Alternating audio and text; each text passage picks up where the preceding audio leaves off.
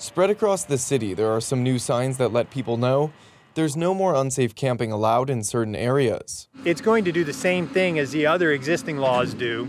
It's just going to move people from one place to another. While not too much appeared different in terms of enforcement on Monday, homeless advocate Michael McConnell says people living on the streets are going to be negatively impacted by this ordinance. They don't have no empathy, no sympathy in their heart. T was raised in Southeast San Diego, but now finds himself homeless living in Balboa Park. He spoke to KPBS after being told to move locations by police officers, but didn't want to show his face on camera. They haven't been through certain experiences, but I feel like if everyone experienced everything like everyone else or goes through it once, I bet you they'll have a whole change in perspective of life. So how does the ordinance work exactly? Well, it's twofold. The ordinance bans tent camping in all public spaces throughout the city if shelter beds are available, and also bans tent encampments at all times in certain sensitive areas.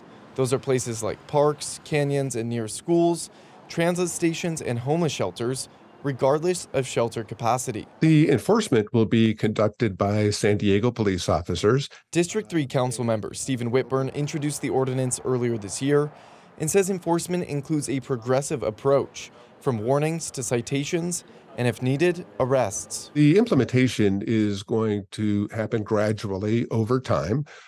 Generally, we're going to be starting in the areas around schools and in some of our parks and other areas where there are particular concerns about public health and safety, such as around homeless shelters and such.